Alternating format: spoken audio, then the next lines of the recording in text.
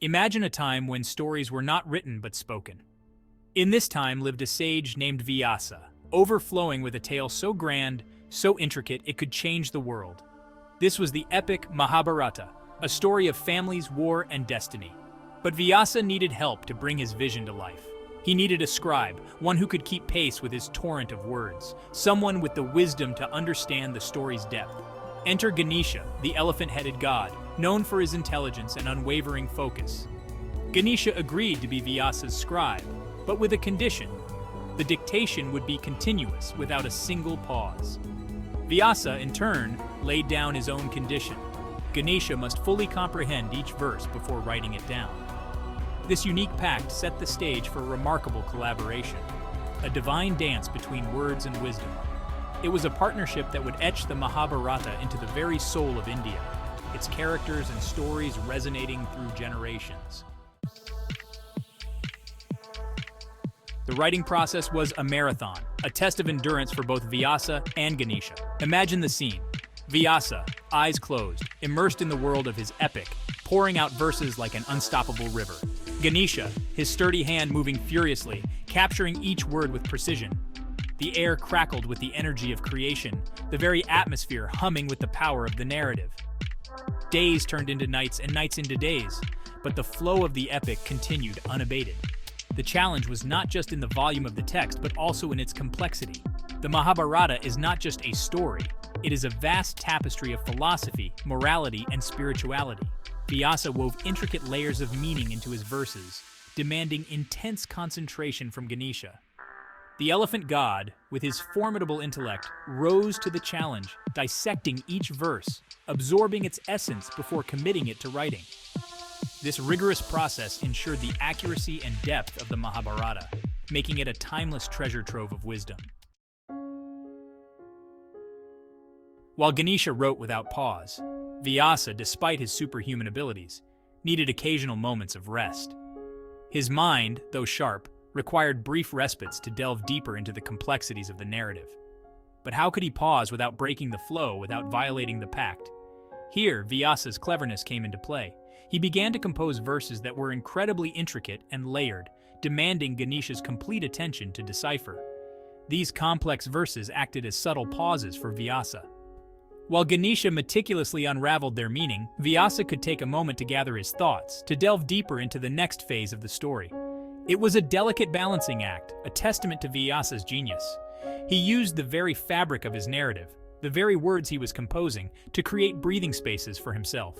These intricate verses, born out of Vyasa's need for pauses, inadvertently enriched the Mahabharata, adding layers of depth and complexity to the epic.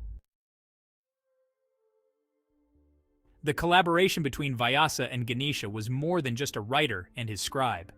It was a union of divine forces, a synergy of creativity and wisdom. Vyasa, the seer, the poet, tapped into the cosmic consciousness, channeling the epic narrative through his being. Ganesha, the remover of obstacles, the embodiment of wisdom, ensured the flawless transcription of this divine message. Together, they were more than individuals. They were instruments of a higher purpose, bringing forth a story that would shape the spiritual landscape of India. The atmosphere during the dictation was charged with a divine aura.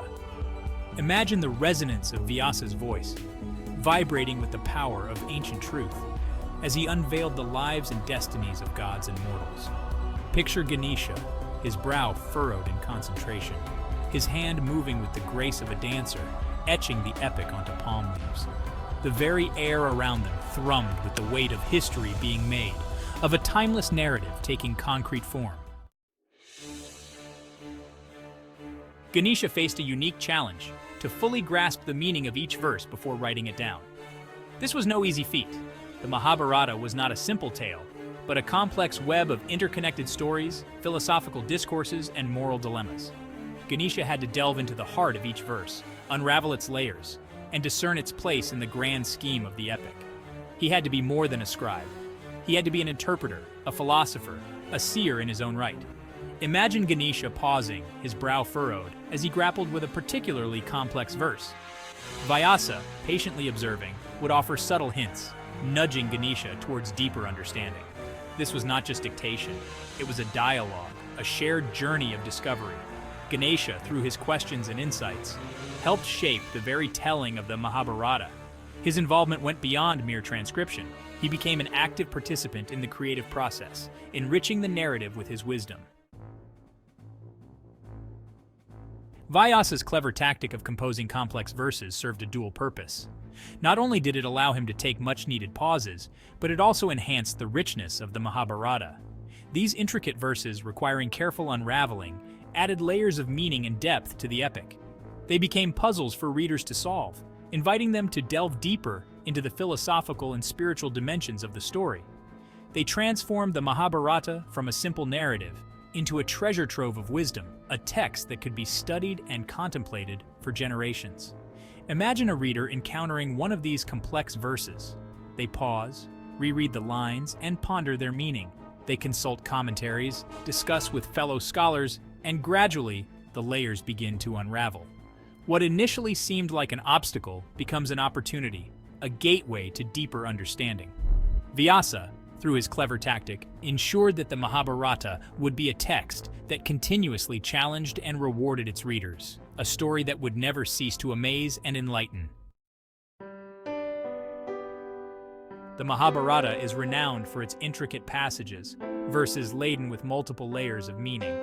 These are not mere storytelling devices, but testaments to Vyasa's genius and Ganesha's wisdom. They stand as markers of the pauses, the moments of respite that Vyasa cleverly wove into the fabric of his epic. They are invitations to pause, reflect, and delve deeper into the profound wisdom embedded within the narrative. They remind us that the Mahabharata is not a passive tale to be simply consumed, but an active journey of discovery. These intricate passages, born out of necessity, became integral to the Mahabharata's enduring appeal. They ensured that the epic was not merely a story, but a philosophical treatise, a guide to life, a mirror reflecting the complexities of human nature.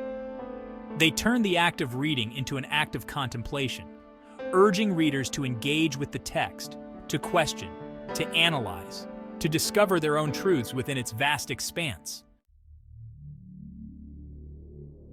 The collaboration between Vyasa and Ganesha resulted in more than just a book. It birthed a timeless epic, a cornerstone of Indian culture and spirituality. The Mahabharata, with its intricate narrative, its cast of unforgettable characters, and its profound wisdom, continues to resonate with readers even today. It is a story that transcends time, offering insights into the human condition that remain relevant across generations. It is a testament to the power of storytelling, the ability of words to shape destinies and inspire hearts. Imagine the impact of the Mahabharata echoing through centuries. Its stories are enacted in dance dramas, depicted in paintings, and discussed in philosophical debates. Its characters become archetypes. Its dilemmas fuel moral discussions. Its verses offer solace and guidance. The collaboration between Vyasa and Ganesha, a unique blend of divine inspiration and human effort, resulted in a masterpiece that continues to shape the cultural and spiritual landscape of India.